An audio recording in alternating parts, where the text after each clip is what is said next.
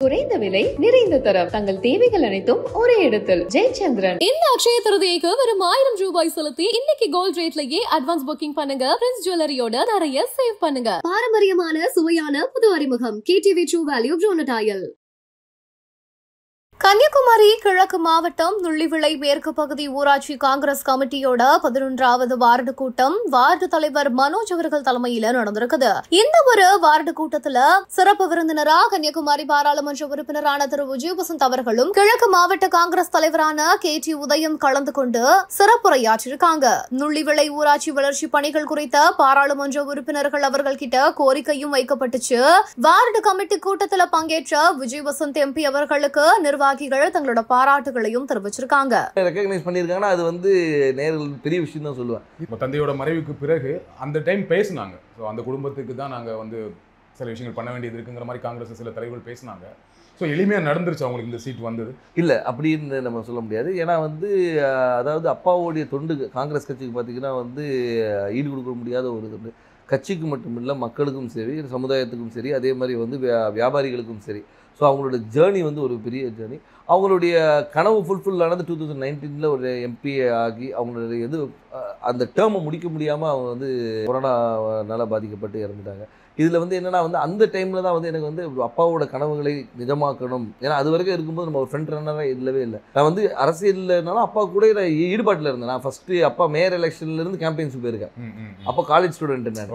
So அந்த மாதிரி நம்ம பிஹைண்ட் இதில் அப்பா இப்படி பண்ணலாம்ப்பா அப்படி பண்ணலாம்ப்பான்னு கன்னியாகுமரி வரும்போது நாங்கள் ரொம்ப இன்வால்வாக இருந்தோம். ஃபார் எக்ஸாம்பிள் பார்த்தீங்கன்னா வந்து நோவல் டாட்டா அவர்களை பார்த்து வந்து TCS கொண்டு வரணும்னு கேட்டோம். அதே மாதிரி ஒரு ஜப்பான் நிறுவனத்தோட வந்து கடல் சீற்றத்தை எப்படி பண்ணலாம்னு பேசினோம்.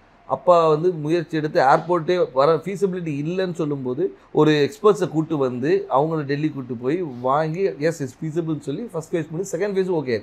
ஸோ இந்த மாதிரி ஒரு விஷனோட போயிட்டு இருக்கும்போது திடீர்னு மறைந்தவொடனே ஐயோ அதை பண்ண வேண்டிய கடமை நம்மளுடைய கடமைன்னு நான் சொல்லுவேன். ஒரு தந்தையை விட்டு போன பணிகளை மகனாக செய்ய வேண்டியது. அது குடும்ப ரீதியாகவும் சரி, வசந்தன் கோவாக இருந்தாலும் சரி, சமூக பணியாக இருந்தாலும் சரி, வந்து இது எனக்கு செய்ய வேண்டிய கடமைன்றது எடுத்து உங்களுக்கு அந்த கடமையை அதை நம்ம பண்ணணுங்கிற ஒரு ஆசையும் கடமையும் இருக்குது. பட் கட்சிக்குள்ளே அதை முழுமையாக ஒத்துக்கிட்டாங்களா? கட்சிக்குள்ளே வந்து முழுமையாக ஒத்துக்கிட்டாங்கன்னா நான் வந்து மறைந்த பின்பு நான் உள்ளே வரல. அதுக்கு முன்னாடி பார்த்து AICC மெம்பராக இருந்திருக்கேன், ஆர்ப்பாட்டங்களில் கலந்துருக்கிறேன், நிகழ்ச்சிகளில் கலந்துருக்கேன். ஏன்னா அப்பா ஃப்ரண்ட் ஹேண்ட் இருந்தாலும் நம்ம தெரியல. நிறைய பேர் கேட்டால் நீங்கள் கட்சியில் என்ன இருந்தீங்க சார், நான் இதில் இருந்த பாருங்க அப்படின்னு ரெஃபரன்ஸ். ஓகே நீங்கள் இருந்திருக்கீங்களான்னு ஒரு இது வந்து அப்பா மறைவு பின்பு வந்து நம்ம தெரிஞ்ச உடனே ஒரு லைம் லைட்டில் வந்த மாதிரி. நடுவில் கார்த்தி சிதம்பரம் அவர்கள் கன்னியாகுமரி தொகுதிக்கு வந்து பிரியங்கா காந்திக்கு விருப்ப மனு கொடுத்தாரு இல்லையா? அப்போ எப்படி இருந்துச்சு அது? அப்போ எனக்கு என்ன தோணுச்சுன்னா, ஓகே கட்சிக்குள்ள முன்னாடியே அதுக்கு முன்னாடியே பேசிட்டு இருந்தாங்க விஜய் வசந்துக்கு தான் தொகுதி கொடுக்க போறாங்க அப்படின்னு பேசிட்டு இருக்கும்போது இந்த ஒரு நிகழ்வு நடந்தது. கட்சிக்குள்ள அப்போ ஒரு சப்போர்ட் இல்லாமல் இருக்கும். அப்படி இல்லை, அதாவது அதுக்கு தான் பேர் விருப்ப மனுன்னே வச்சிருக்காங்க. அவங்க விருப்பப்படுறவங்கள வந்து இது பண்ணுறது தான் விருப்ப மனு வச்சிருக்காங்க. ஏன்னா வந்து அப்பா போட்டியிடும் போது ராகுல் காந்தி அங்கே போட்டியிடும் சொல்லி விருப்ப மனு கொடுத்தவங்களும் இருக்காங்க.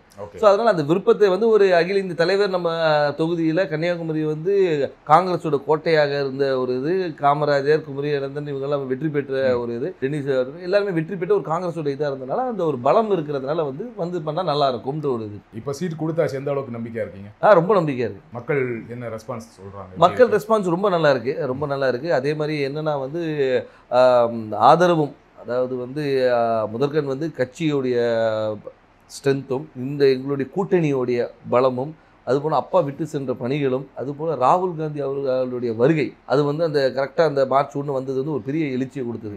எங்கள் தொண்டர்கள் மத்தியிலும் சரி, பொதுமக்கள் மத்தியிலும் ஓகே நம்ம ஊர் வந்திருக்காங்க, அவர் பண்ண, அதாவது ஒரு தலைவராக வராமல் ஒரு தொண்டனாகவும் சராசரி மனிதனாக வந்தார். இப்போ நீங்கள் வந்து எல்லா தலைவரும் வராங்க, மீட்டிங் போகிறாங்க. அப்படி இல்லாமல் ரோட்டில் ஒரு டீ கடையில் நின்று ஒரு பையனை கூப்பிட்டு பேசி அவங்ககிட்ட ரன்னிங் இன்ட்ரெஸ்ட் இல்லைன்னா ஷூஸ் இருக்கா, இல்லைன்னா ஷூஸ் வாங்கி கொடுத்து அனுப்புகிறேன். ஸோ இந்த மாதிரி ஒரு இதுக்கு பர்சனல் கனெக்ட், திடீர்னு போய்ட்டு ஸ்கூலில் போய் தண்டனை எடுக்கிறாரு, இன்ட்ராக்ட் பண்ணுற ஸ்டூடெண்ட்ஸோட.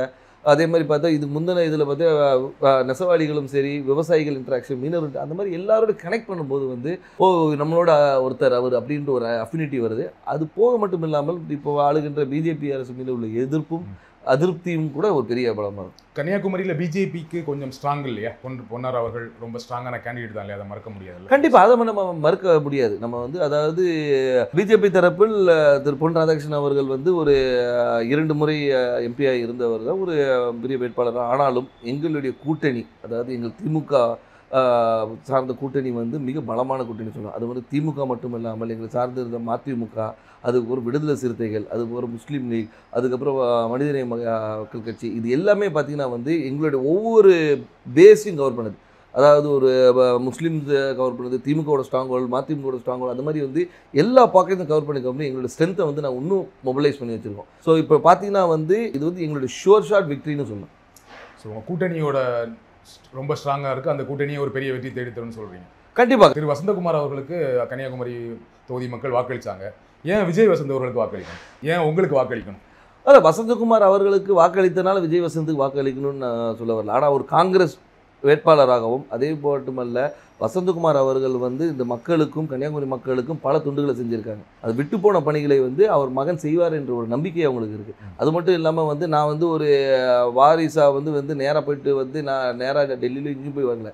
அடுத்த நாளே மக்களை சந்தித்தேன், மக்களோட இருந்தேன், எல்லா நிகழ்ச்சிகளை கலந்து கொண்டு எல்லாரோட நிறை குறைகளை கேட்டுட்ருக்கோம், மக்களாக இருந்தோம். அது ஏன்னா எடுத்தவொன்னே அக்செப்ட் பண்ணிக்க மாட்டாங்க, கேட்குற கேள்விக்கு தான் சொல்கிறேன். அதை அக்செப்ட் பண்ண வைக்கிறதுக்கு நான் ஒர்க் பண்ணேன். ஸோ அதனால் வந்து அப்பாவுடைய இடத்தை வந்து மகன் வந்து நிரப்பார் என்ற நம்பிக்கையை அவங்களுக்கு கொடுத்தேன். அந்த நம்பிக்கையை வந்து எல்லார் மேலேயும் பெருசாகவே இருக்குது. அதனால் வெற்றி வாய்ப்பு ரொம்ப நல்லா இருக்குது. குமரி மாவட்டத்தில் வரீங்க, ரொம்ப படித்த மாவட்டம், ஆனால் அங்கே நிறைய பிரச்சனைகளும் இருக்குது. அதை கரெக்டாக ஐடென்டிஃபை பண்ணியிருக்கீங்களா? என்னென்ன திட்டங்கள் வச்சுருக்கீங்க? கண்டிப்பாக. அதாவது வந்து நீங்கள் கன்னியாகுமரியை பொறுத்த வரைக்கும் பார்த்தீங்கன்னா வந்து இந்த மிக்ஸ் ஆஃப் ஆல்னு சொல்லலாம். அதாவது கடல் இருக்குது, மலை இருக்குது, எல்லாமே இருக்குது. அதனால் வந்து மக்களுடைய தேவைகளும் அவங்களுடைய இதுவும் நிறைய வேறுபாடுகள் இருக்குது. ஒரு பாக்கெட்டையும் நாங்கள் அனலைஸ் பண்ணி வச்சுருக்கோம். அதாவது இந்த மக்களுக்கு இது தேவை, இவங்களுக்கு இது தேவையில்லைன்ற அளவுக்கு அனலைஸ் பண்ணி வச்சுருக்கோம். மக்களுக்கு விரோதமான எந்த ஒரு சட்டத்தையும் கொண்டு வரக்கூடாது என்ற ஒரு முடிவும், மக்களுக்கு எப்போவுமே நன்மை கொடுக்கணுன்ற ஒரு சட்டத்தை கொண்டு வரணும்.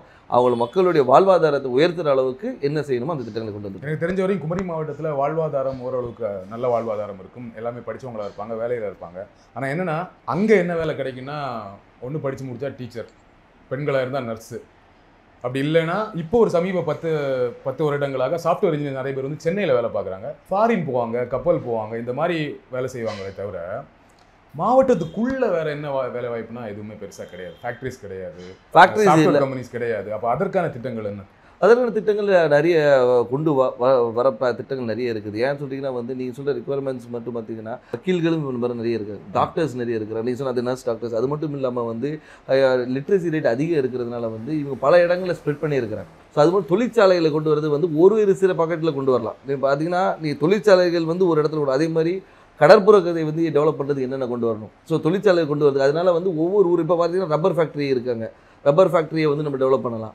ஸோ வந்து அது மாதிரி தொழிற்சாலை நிறைய இருக்குது. அதே மாதிரி வேலைவாய்ப்பு திட்டங்களும் நிறைய கொண்டு வரலாம். நம்ம என்னென்னா நம்ம மக்கள் என்னென்னா இங்கே இருக்கிற மக்கள் எல்லாமே பாதி பேர் வெளியே தான் இருக்கிறாங்க. இப்போ இந்த கொரோனால தான் நமக்கு தெரிஞ்சு பாதி பேர் ஊரில் இருக்கும். இவ்வளோ பேர் வந்து நம்ம ஊரை சார்ந்தவங்க இந்த தமிழ்நாடு முழுக்க இருக்காங்க தெரியும். குறைந்த விலை, நிறைந்த தரம், தங்கள் தேவைகள் அனைத்தும் ஒரே இடத்தில். ஜெயச்சந்திரன். அக்ஷய திருதியைக்கு பிரின்ஸ் ஜுவல்லரியில நீங்க வாங்குற ஒவ்வொரு 8 கிராம் தங்க நகைக்கும் 2000 மதிப்புள்ள தங்கம் இலவசம். பாரம்பரியமான சுவையான புது அறிமுகம் KTV True Value Bronatile.